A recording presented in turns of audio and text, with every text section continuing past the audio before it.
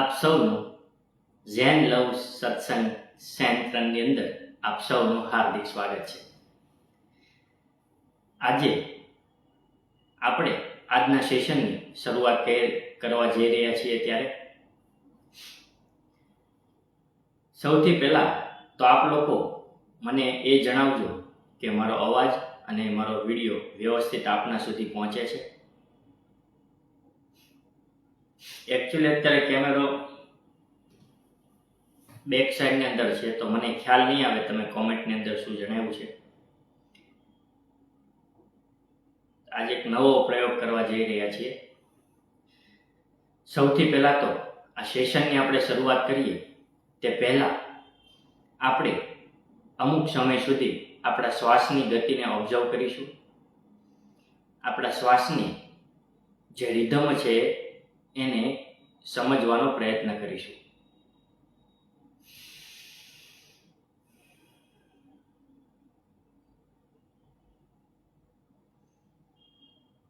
ત્યારબાદ આપણે ઊંડો શ્વાસ લઈને સકારાત્મક વિચારોનું સેવન કરીશું અને આપણા શરીરમાં રહેલી નકારાત્મક ઉર્જાને શ્વાસની બહાર આપણે નીકળતું હોય એવી આપણે કલ્પના કરીશું.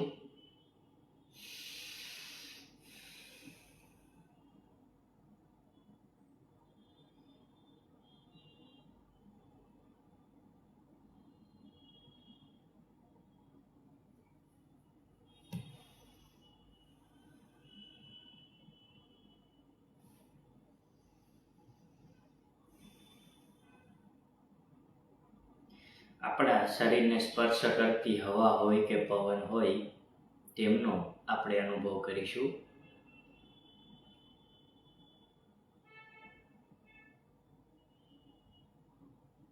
ધીમે ધીમે આપણું ધ્યાન સંપૂર્ણ શ્રવણ પર લાવીશું, જેની અંદર આપણે અમુક સમય માટે એવું વિચારીશું કે આ દુનિયાની અંદર બસ હું અને તમે આ બે જ વ્યક્તિઓ છીએ. નથી ભૂતકાળ કે નથી ભવિષ્યકાળ. અરે નથી ભૂતકાળનો કોઈ અફસોસ કે નથી ભવિષ્યની કોઈ ચિંતા. બસ છે તો માત્ર વર્તમાન, વર્તમાન અને વર્તમાન.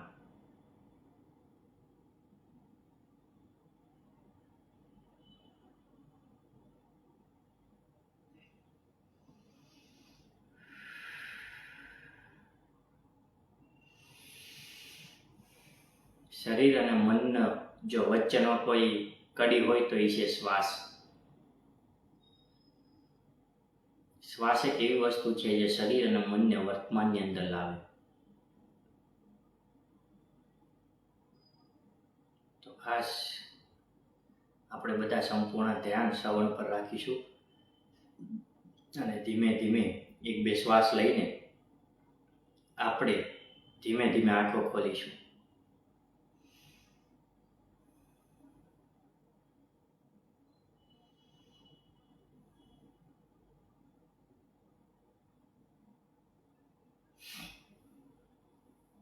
આપણે એક નવી જ સકારાત્મક ઉર્જાની સાથે આ સેશનની અંદર જોડાઈ રહ્યા છીએ. આજનો વિષય કંઈક અલગ છે. અલગ છે કહેતા કે સાયન્સની અંદર કે આપણે અલગ અલગ રીતે એક વસ્તુને જોવાનો પ્રયત્ન કરીશું. એવું પણ લાગે કે આ સેશન સમજવામાં થોડીક તકલીફ પણ પડે, પણ હા, ધીરજના ફળ મીઠા હોય છે એવું કહેવાય છે. તો 100% જો ધીરજ રાખીશું ને તો 2-3 દિવસની અંદર આપણને આખું જે સેશન કમ્પ્લીટ થશે ને પછી આપણને વધારે આ ટોપિક પર ક્લેરિટી અને ક્લિયરિટી વધશે. તો એવું કહેવાય કે આપણે કોઈ પણ વસ્તુને જ્યારે નામ આપીએ ને ત્યારે એક નિર્જીવ પદાર્થ બની જાય. કોઈ પણ વસ્તુ હોય, આપણે કોઈ પણ હોય, ચાહે પદાર્થ હોય કે સજીવન વસ્તુ હોય, કોઈ પણ હોય, જ્યારે આપણે નામ દઈએ ને ત્યારે એનું અસ્તિત્વ હોય ને એ તૂટી જાય છે. અલગ થઈ જાય છે. અરે, નામનો અર્થ જ એવું થાય કે પૃથક થઈ જાય છે. ધારો કે આ મનુષ્ય પૃથ્વી પર જ ન હોત તો વસ્તુમાં કંઈ ફરક પડે? ધારો કે વિશ્વમાં જેટલા પણ લોકો છે એ બધાને જ આપણે કાઢી નાખીએ તો કોઈ વસ્તુમાં ફરક પડે? તો પછી દિવસ શું ને રાત શું? અરે, જન્મ શું ને મૃત્યુ શું? સફળતા શું ને અસફળતા શું? અરે, ગુલાબનું ફૂલ કે ગુલાબનો જે કાંટા એમાં કોઈ ભેદ રહેત? જમીન કે આકાશમાં કોઈ ભેદ રહેત નહીં. આ બધું જે ભેદ છે ને એ માત્ર નામને કારણે છે. એને આપણે સમજવાનો પ્રયત્ન કરીશું. એવી કોઈ જગ્યા નથી કે જ્યાં આપણે કહી શકીએ કે અહીંયા જમીનની સમાપ્તિ થાય ને આકાશની શરૂઆત થાય. કોઈ કહી શકે ખરા કે અહીંયા દરિયો પૂરો થાય ને અહીંયા જમીનની શરૂઆત થાય? ઘણા વર્ષોથી એક પ્રશ્ન છે કે જમીનમાં પાણી છે કે પાણી એ જમીનમાં ફેલાયેલું છે? અરે, જમીન ખોદીએ ને તો અંદર પાણી મળે, અને જ્યારે પાણીને જોઈએ ને તો એ જમીન પર ટકેલું છે. તો આ બધા ભેદ કેમ નિર્મિત થાય છે? સાગર શું? પાણી વધારે છે અને માટી ઓછી છે. જમીન શું? જમીન વધારે છે ત્યાં પાણી ઓછું છે. આનાથી વિશેષ કોઈ અર્થ ખરો? ખરેખર આપણને એવું લાગે કે આ ભેદ મનુષ્ય કર્યો છે, પણ ખરેખર આ ભેદ નથી. આ માત્ર દેખાય છે ભેદ. જે રીતે આપણું આખું શરીર હોય તેમાં આંખ હોય, કાન હોય, નાક હોય, પગ હોય, આપણને અલગ લાગે, પણ ખરેખર આ બધું જ આપણા શરીર સાથે જોડાયેલું છે. તો એવી જ રીતે આખું શરીર સંયુક્ત છે. હાથ પગ કોઈ અલગ નથી. એમ એક જ વસ્તુ છે, પણ એનો આ ફેલાવ છે. સમજવામાં તકલીફ લાગે, પણ આશ્ચર્યની વાત તો એ કે હાથમાં જે ઉર્જા વહે છે ને અને આંખની અંદર જે ઉર્જા પ્રવાહિત થાય છે ને એમાં બહુ ફરક નથી. એવું કહેવાય કે હાથથી પણ આંખનું કામ થાય, અને આંખ જ હાથથી સ્પર્શ પણ કરી શકે. આ ન સમજાય એ બધી વાતો છે. બહારથી જોતા ભેદ લાગે, પણ હા, કોઈ પણ વસ્તુનું નામ આપે ને એટલે એની સીમા બંધાય, એની સીમા ખેંચાય. આપણનો અનુભવ પણ છે. ધારો કે આપણે એક નામ આપીએ છીએ સુખ અને દુઃખ. ખરેખર આ કોઈ બે વસ્તુ નથી, આ એક જ વસ્તુના બે કિનારાઓ છે. સુખ છે ને એ ખરેખર દુઃખનો ભાગ છે, અને દુઃખ છે ને એ સુખનો ભાગ છે. પણ આપણી ધારણા, આપણું જીવન કંઈક અલગ જ છે. દરેક વસ્તુની એક પ્રતીતિ હોય. જેમ કે પ્રેમની અંદર પણ પીડા હોય, અરે સુખની અંદર પણ દુઃખનો કાંટો સમાયેલો હોય. પણ આપણે કેવું છે ખબર? આપણે સુખ અને દુઃખ આ બે નામને અલગ કરી દીધા છે. એને કારણે કેવું થાય છે કે આપણને એવું થાય કે સુખ એટલે પછી એમાં દુઃખ હોય જ નહીં, અને દુઃખ એટલે કે એની અંદર સુખ જ ના હોય. પણ વાત થોડીક અલગ લાગે. ખરેખર સુખની અંદર ગુણાતીતાનંદ સ્વામીની વાતમાં આવે છે જેટલું પણ માયામય સુખ છે એ દુઃખ વિનાનું હોય નહીં. દુનિયામાં એવો પ્રેમ ખરો જેની અંદર પીડા ના હોય? અસંભવ છે. હા, આપણા શબ્દની અંદર એવું છે કે સુખની અંદર દુઃખ નથી અને દુઃખની અંદર સુખ નથી. પણ જ્યારે પ્રેક્ટિકલની અંદર જોઈએ ને તો જ્યાં પ્રેમ છે ને ત્યાં ઘૃણા પણ છે, નફરત પણ છે. પણ શબ્દ એવું કે નહીં, જ્યાં પ્રેમ છે ને ત્યાં નફરત નથી, અને નફરત છે ને ત્યાં પ્રેમ નથી. આ શબ્દોની ભાષા છે. પણ આપણું જીવનમાં પ્રેમ અને નફરત બંને સાથે ચાલે છે. શબ્દની અંદર ઘણું અંતર લાગે, પણ જીવંત અનુભવીએ ને ત્યારે આપણને કેમ ખબર પડે કે નફરત જ પ્રેમમાં બદલાય છે અને પ્રેમ જ આગળ જતા નફરતનું સ્વરૂપ લે છે. એવો કોઈ પ્રેમ નથી જ્યાં પીડા ના હોય, એવો કોઈ પ્રેમ નથી જેમાં નફરત ના હોય, એવો કોઈ પ્રેમ નથી જેમાં ક્રોધ ના હોય, અરે એવો કોઈ પ્રેમ નથી જેમાં ઘૃણા ના હોય. પણ આપણું મન એક્સેપ્ટ કરવા તૈયાર જ નથી. આપણે એવું વિચારે છે કે નહીં, પ્રેમ એટલે આખું જીવન પ્રેમ જ રહેવો પડે, પણ એવું નથી. એના વિશે આપણે સારી રીતે સમજીશું આની અંદર. એવી જ રીતે શત્રુ પણ એક પ્રકારનો આપણો મિત્ર જ છે. સિકંદર એવું કહેવાય, સિકંદરનો જ્યારે એક સૌથી મહત્વનો દુશ્મન જ્યારે મૃત્યુ પામ્યો ને ત્યારે ઉદાસ થઈ ગયો. એના સૈનિકોએ સિકંદરને કીધું કે તમે સમ્રાટ, વિશ્વના રાજા, અને કેમ આજ ઉદાસ લાગો? આજ તો જશ્નનો દિવસ છે કે જે ઘણા લાંબા સમય સુધી આપણે જે શત્રુની પ્રતીક્ષા કરતા હતા ને એનો આજે વધ કર્યો છે, તો એનો એક જશ્ન મનાવવાનો હોય. ત્યારે સિકંદરે બહુ સરસ વાત કરી. સિકંદરે કીધું કે વાત સાચી, શત્રુ મળ્યોનો આનંદ છે, પણ એક વાતનું દુઃખ પણ છે કે મારી અંદર કાંઈક ખૂટી ગયું હોય ને એવો મને અનુભવ થાય છે. માન્યું કે એક મારા શત્રુ હતા, પણ એની મારા હૃદયની અંદર કંઈક જગ્યા પણ હતી. અરે એ હતા ને ત્યારે મને એવું હતું કે નહીં, અંદરથી કાંઈક છે, પણ આજ મને એવું થાય છે કે નહીં, કાંઈક એવી વસ્તુ છે જે મારામાંથી છીનવાઈ ગઈ. તો દેખીતી રીતે શત્રુની અંદર પણ લગાવ હોઈ શકે, અને બીજી બાજુ મિત્રની અંદર પણ અલગાવ હોઈ શકે. કહીએ છીએ કે મિત્ર છે, પણ ઘણીવાર એ આપણને શત્રુતા પણ લાગે. પણ શબ્દની કઠણાઈ તો એ જ છે કે આપણે કોઈ પણને નામ આપીએ એટલે વસ્તુ તો બની જ જાય, પણ એ વિપરીત જે કહેવાય ને એને પોતાની અંદર સમાહિત નથી કરતો. જેમ કે સુખ શબ્દ છે તો એની અંદર કંઈ દુઃખ નથી, પણ આપણા જીવનની અંદર આ વિપરીતતા છે ને એ બંને એક જ છે, એક જ વસ્તુના બે કિનારા છે. અસ્તિત્વ છે ને, જે જીવનનું અસ્તિત્વ, એ હંમેશા ભાષાના શબ્દોને એક સાથે લઈ લે છે. એટલે સુખ અને દુઃખ એક સિક્કાની બે બાજુ થઈ જાય છે. શબ્દમાં જન્મ બોલીએ તો મૃત્યુ સમાયેલું નથી, પણ જીવનની અંદર જન્મ અને મૃત્યુ બંને છે. શબ્દની અંદર એવું લાગે કે બીમારી અને સ્વાસ્થ્ય અલગ છે, પણ આપણા જીવનની અંદર ખરેખર જે બીમાર છે ને એ એક રીતે જોઈએ ને તો એ સ્વસ્થ માણસ છે. કેમ?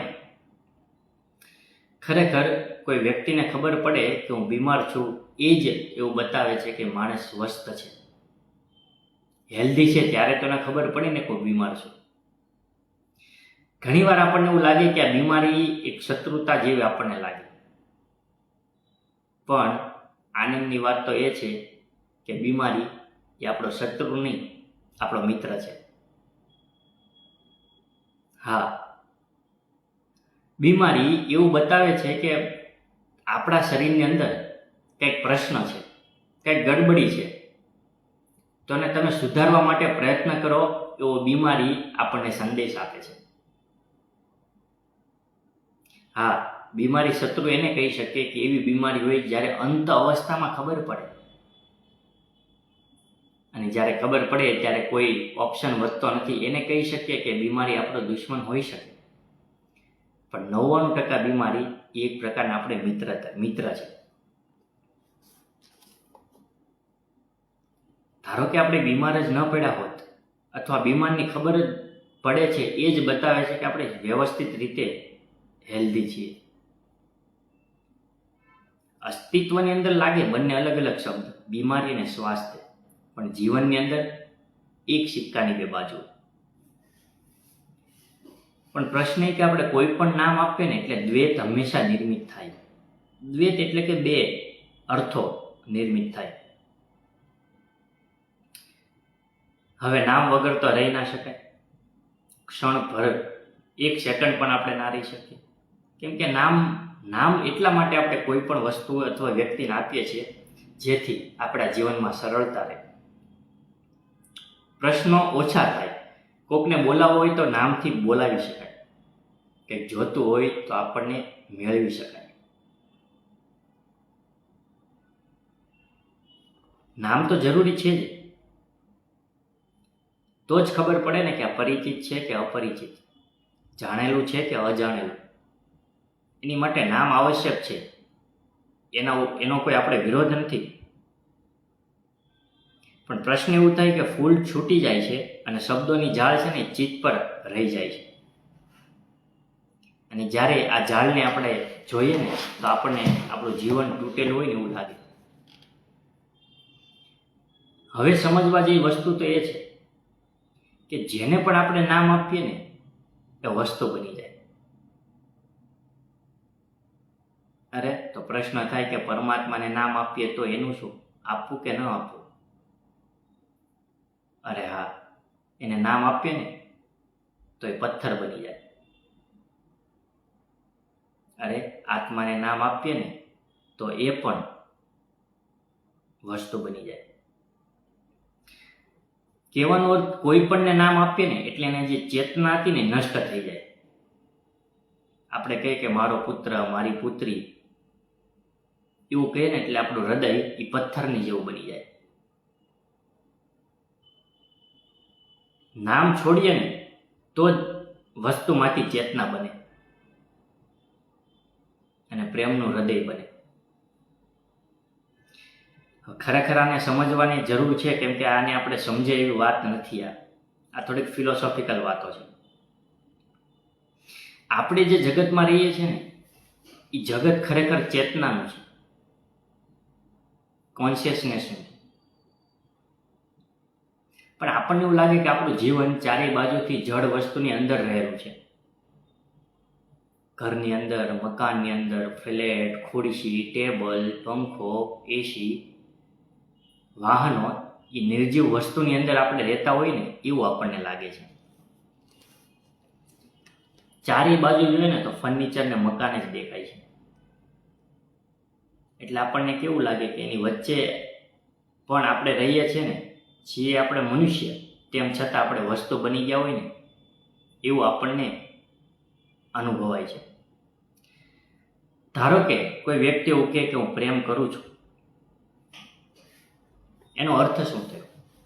જનરલી આપણે બધા એવું કહીએ કે પ્રેમ હોય ને જેમ જેમ વધે ને એમ એમ જીવનની અંદર સુગંધતા પણ વધવી જોઈએ. પણ આ ઊંધું કેમ દેખાય છે? એ એટલા માટે કે આપણે કોઈ પણ વ્યક્તિ પાસે ગઈકાલે પ્રેમ પ્રાપ્ત કર્યો તો આજે આપણે એવી અપેક્ષા રાખીએ છીએ કે એ મને કાલ પણ પ્રેમ કરે. પણ કાલનો ભરોસો માત્ર વસ્તુ પર થઈ શકે, વ્યક્તિ પર નહીં. ધારો કે એ ખુરશી હોય તો ગઈકાલે જ્યાં હતી આજ પણ ત્યાં જ મળશે અને કાલે પણ એ ખુરશી ત્યાં જ મળશે. એ ખુરશી એક જગ્યાએથી બીજી જગ્યાએ જશે નહીં. કેમ? કેમ કે એની અંદર ચેતના નથી, એની અંદર કોન્શિયસનેસ નથી. એ એક જડ પદાર્થ છે, જડ વસ્તુ છે ખુરશી. એને પોતાની કોઈ સ્વતંત્રતા નથી, એટલા માટે એક જગ્યાએથી બીજી જગ્યાએ નથી જઈ શકતી. એક મૃત હોય ને, મૃત્યુ પામેલું વ્યક્તિ કેમ હોય એવી સ્થિતિ ખુરશીની હોય છે. અને આ પ્રેમની અંદર પણ એવું જ થાય. આપણે અપેક્ષા રાખીએ કે ગઈકાલે મને જેવો પ્રેમ મળ્યો હતો એવો આજે પ્રાપ્ત થાય અને આવતીકાલે પણ મળે. પણ ગઈકાલનો જે પ્રેમ હતો ને એ જીવંત હતો, ચેતનાવાળો પ્રેમ હતો. નિર્જીવ વસ્તુ પાસે આપણે અપેક્ષા રાખી શકીએ, પણ કોઈ જીવંત વ્યક્તિ હોય ને એની પાસે આપણે અપેક્ષા ન રાખી શકીએ. થઈ શકે ગઈકાલે આપણને પ્રેમ પ્રાપ્ત થયો હતો, આજે ન પણ થાય અને કાલ મળવાનું બંધ પણ થઈ જાય, બની શકે. પણ આપણે ઈચ્છીએ છીએ કે નહીં, મને જેવો ગઈકાલે પ્રેમ પ્રાપ્ત થયો એવો જ આજે થવો જોઈએ, એવો જ મને કાલે પણ થવો જોઈએ. હવે પછી થાય એવું કે આપણે પ્રયત્ન કરીએ, એમાં જે સામેવાળી વ્યક્તિ હોય ને એનું વ્યક્તિત્વ મટાવવા માટે આપણે પ્રયત્ન ચાલુ કરી દઈએ, એની સ્વતંત્રતા આપણે લઈ લઈએ, સામેવાળીની વ્યક્તિને પોતાના પર નિર્ભર બનાવવાનો પ્રયત્ન કરીએ અને ધીમે ધીમે આપણે એને એક વસ્તુ બનાવી નાખીએ છીએ. અને આ પ્રોસેસ એટલી ધીમે અને એટલી માઇક્રો લેવલે હોય છે ને, ઘણીવાર તો ખબર પણ પડતી નથી કે પ્રેમી હોય ને એને પત્ની બનાવી નાખે અને સહારો લઈ લે સમાજનો અને કાયદાનો. હવે થાય એવું કે ગઈકાલે એને પ્રેમ પ્રાપ્ત થતો હતો, હવે કાલે પણ પ્રેમ પ્રાપ્ત કરવાની માંગણી ચાલુ કરી દે. અને ધારો કે સામેવાળો વ્યક્તિ માંગણીનો ઇનકાર કરી દે ને, તો એવું માને કે તારું કર્તવ્યહીન થયો, કે કર્તવ્ય છોડ્યું, અથવા તમારો ના પાડવાનો કોઈ અધિકાર નથી, અથવા તો એવી શંકા કરે કે તે મને દગો આપ્યો. એટલે ગઈકાલે જેને પ્રેમ સમજતો હતો એ કાલ માટે વસ્તુ બની જાય છે. અને જેમ ખુરશી પાસેથી અપેક્ષા હોય ને ગઈકાલે જ્યાં હતી ત્યાં જ મને મળે, એવી રીતે વ્યક્તિ પણ વિચારે કે ગઈકાલે મને જે પ્રેમ મળ્યો ને એવો મને કાલે પણ પ્રાપ્ત થવો જોઈએ. અને ધીરે ધીરે ધીરે એ વ્યક્તિનું વ્યક્તિત્વ જ મટવા લાગે છે. અને જો સામેવાળી પોતાની સ્વતંત્રતા અને વ્યક્તિત્વ અને ચેતનાને, કોન્શિયસનેસને જો દેખાડવાનો પ્રયત્ન કરે ને, તો પરિવારની અંદર સંઘર્ષની શરૂઆત થાય. ઘણા લોકો એવું કહે કે આ તો જો કેવા વ્યક્તિ પોતાના પતિ કે એનું ધ્યાન નથી રાખતી, એના કયા પ્રમાણે રહેતા નથી. અરે નાનપણથી સમાજ એવું શીખવાડે પતિ એ જ પરમેશ્વર, અને સમાજની અંદર અન્ય લોકો એનું અપમાન કરે અને બધા જ સંબંધ કલેથી ભરપૂર થઈ જાય છે. થવાનું જ, કેમ કે વ્યક્તિ પાસેથી વસ્તુની અપેક્ષા રાખીએ તો પરિણામ પણ એવું જ આવે ને. ગમે તેટલા પ્રયત્ન કરીએ પણ વ્યક્તિ તો ક્યારેય વસ્તુ બનવાની જ નથી. પણ માણસની અપેક્ષા એવી છે કે નહીં, વસ્તુ જેવો પ્રેમ જોઈએ. અને જેટલી વધારે મહેનત કરે ને એટલી સામેવાળી વ્યક્તિ જડ બનતી જાય. હા, થોડી ઘણી ચેતના અંદર હોય તો એ સમયાંતરે ઉપદ્રવ મચાવે,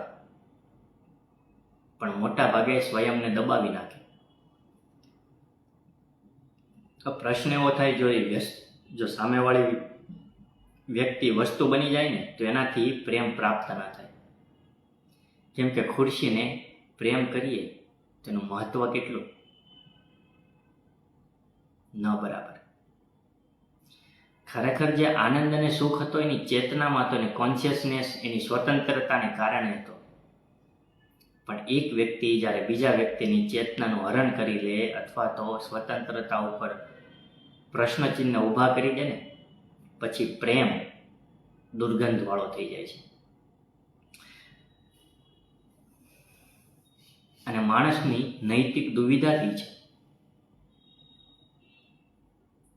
કે વસ્તુ જેવો પ્રેમ વ્યક્તિ પાસેથી અપેક્ષા રાખે, પણ વ્યક્તિ એ વસ્તુ તરીકે પ્રેમ આપી શકતા નથી. અને આ પ્રેમ અસંભવ થઈ જાય છે. અને અંદર રસ જે હોય તે ખોવાઈ જતો એવો અનુભવ થાય. અને બંનેના હાથમાં અંતે આવે છે હતાશા, નિરાશા અને બેચેની. એવું નથી પ્રેમની અંદર, સમગ્ર જીવનની અંદર બધા જ એકબીજાને વસ્તુ બનાવવા માટે પ્રયત્ન કરી રહ્યા છે.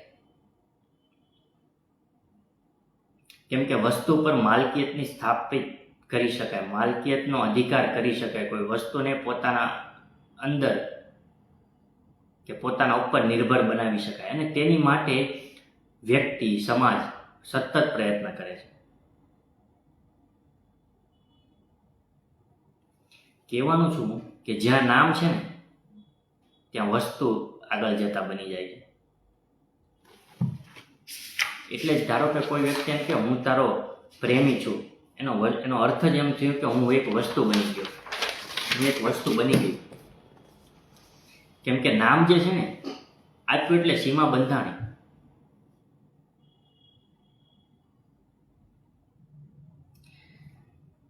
ધારો કે એક વ્યક્તિ બીજા વ્યક્તિને પ્રેમ કરે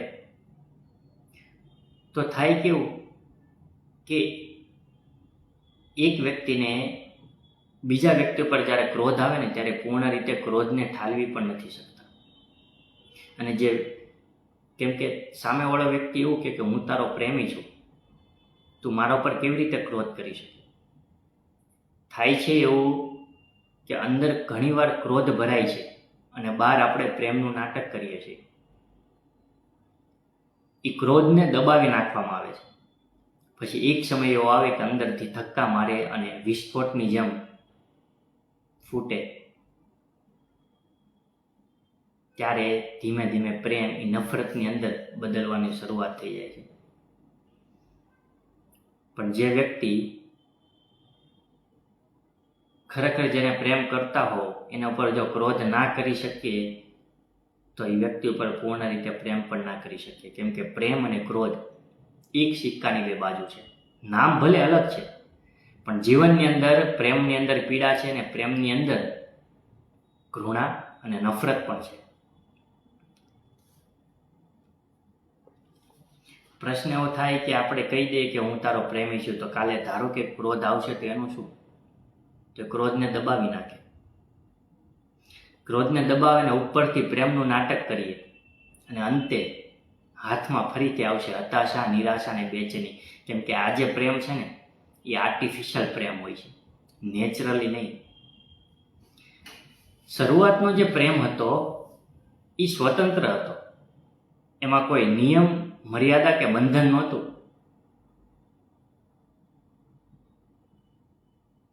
એ પ્રેમની અંદર કોઈ શરત નહોતી. પણ જ્યારે કોઈ પણ વસ્તુ મલ્ટી ડાયમેન્શનમાં થાય ને, એક કરતાં વધુ આયામ થઈ જાય ને, એટલે એમાં કઠિનાઈ આવવાની શરૂઆત થાય. પછી આગળ જતાં લગ્નમાં પરિવર્તન થાય. આશા, અપેક્ષા, જવાબદારી, પરિવાર, બહુઆયામી દ્રષ્ટિકોણ જ્યારે થઈ જાય ને, એટલે એ પ્રેમ નફરતની અંદર ધીરે ધીરે ધીરે ધીરે પરિવર્તિત થતો જાય છે.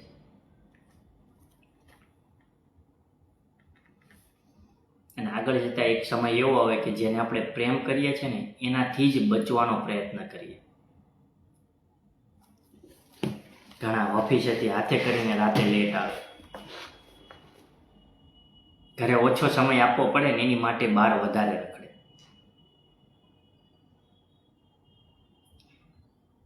એટલે કેવું કે આપણે નામ આપીશું ને કોઈ પણ એટલે દંડ તો મળશે જ. કેમ કે આપણે વ્યક્તિને વસ્તુ બનાવી નાખ્યું. અરે નદી વચ્ચે આપણે ડેમ બનાવી નાખ્યો એટલે પરિણામ તો ભોગવવું જ પડશે. અને આમાં તકલીફ અને પીડા પણ થશે. તો આપણને એવું થાય કે શું કોઈનું નામ જ ન આપવું? વાત એ નથી કે નામ આપવું કે વાત ન આપવું, પણ વાત એ છે કે આના પાછળ, આ ફિલોસોફિકલની પાછળ આપણા દ્રષ્ટિકોણને સમજવાનો પ્રયત્ન કરવાનો હતો. કે જનરલી આપણે એવું માનતા હોઈએ કે સુખ જ આવે મારા જીવનની અંદર, દુઃખ ના આવે તો એ ક્યારેય બનવાનું નથી. અરે સન્માનની ઈચ્છા છે ને તો અપમાન પણ સહન કરવાની તાકાત રાખવી પડશે. કેમ કે સન્માન અને અપમાન એક સિક્કાની બે બાજુ છે. દુનિયામાં એક એવો વ્યક્તિ નથી જેને માત્ર સન્માન પ્રાપ્ત થયું હોય, ક્યારે અપમાનિત ના થયો હોય. અરે જીવનની અંદર દુઃખ આવે ને તેનો અર્થ એ થયો કે સુખ પણ આવશે. કેમ કે બંને એકબીજાના જ કિનારા છે, એકબીજાનો જ વિસ્તાર છે. ઘણીવાર આપણને એવું થાય કે આપણા જીવનની અંદર અંધકાર જ છે, જ્યાં જોઈને એ ગાઢ અંધકાર વધતો જતો ને એવું લાગે. પણ તેનો પણ આનંદ માનવો. કેમ કે જે ઊંડાણવાળી અંધારી રાત હોય ને એવું બતાવે છે કે દિવસ ખૂબ જ નજીક છે. બસ જરૂર છે માત્ર ધીરજની, સાહસની અને શ્રદ્ધાની. તો આ એક સિક્કાની બે બાજુ જ છે. તો આપણી જે પણ પરિસ્થિતિ આપણી ચારે બાજુ ઘટે છે એ પછી આપણને ગમતી હોય કે ન ગમતી હોય, આપણા ધાર્યા પ્રમાણે હોય કે ના હોય, આપણી અપેક્ષા મુજબ ખરી ઉતરતી હોય કે ન ઉતરતી હોય, પણ આપણે એમનો સ્વીકાર કરી જાણવાનો છે કે બસ આ તો માત્ર શબ્દ અલગ છે, પણ છે તો એકનો જ વિસ્તાર, અસ્તિત્વનો જ વિસ્તાર છે. જનરલી આપણું જીવન કેવું હોય? સવારે ઉઠીએ એટલે ચિંતાની સાથે ઉઠીએ, આખો દિવસ નોકરી, કામ, ધંધો કરીએ અને આખો દિવસ તુલનાની અંદર પસાર કરીએ, બીજાની સાથે કમ્પેરિઝન કરીએ. ઓલો આટલો આગળ વહી ગયો, ઓલો આટલો ધંધો કરી ગયો, ઓલાથી આટલી વસ્તુ વેચાણી, મારાથી આટલી વસ્તુ ન વેચાણી. એ તુલનાની અંદર દિવસ પસાર કરીએ અને રાત્રે એક અધૂરાપણાની સાથે ઊંઘવા જઈએ. આપણું જીવન બની ગયું છે.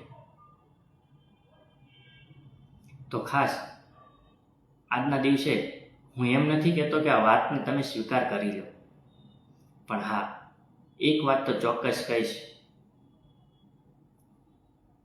કે આ વાત ઉપર મનન, ચિંતન અને વિચાર અવશ્ય કરવો. ભવિષ્યના સેશનની અંદર આપણે જોઈશું કે શું આપણે કોઈ નામ જ ન આપવું, અથવા આ જે વસ્તુ બનાવી નાખીએ છીએ આપણે વ્યક્તિને પણ, તો એને કેવી રીતે રોકવી એના ઉપર પણ આપણે વાતચીત કરીશું. તો ખાસ તમારો કોઈનો કંઈ ક્વેશ્ચન હોય તો કોમેન્ટની અંદર જણાવજો. અને આવતીકાલે આપણે ફરીથી એક આજે અધૂરું સેશન છે, અધૂરો જે ટોપિક છે એની આગળ આપણે વાતચીત કરીશું. પણ આપ સૌને અન્ય વિનંતી પણ એ છે કે આ કોઈ પણ સેશન જોઈએ ને તો મહેરબાની કરીને વચ્ચેથી ક્યારેય ના સાંભળો. જો કે ખબર પણ નહીં પડે તો એની કરતાં બેટર છે કે વચ્ચેથી ના સાંભળો, ક્યાં તો આખો જોવો અથવા તો ન જોવો. નહીંતર થશે એવું અધૂરું જ્ઞાન છલકાય ઘણું એની જેવું થશે, પ્રશ્નની સમસ્યા વધારે વધશે. તો ખાસ આજે આપે મને ધ્યાનપૂર્વક સાંભળો એ બદલ તમારામાં રહેલી ધીરજ, સાહસ અને શૂરવીરતાને મારા કોટી કોટી વંદન સાથે ધન્યવાદ.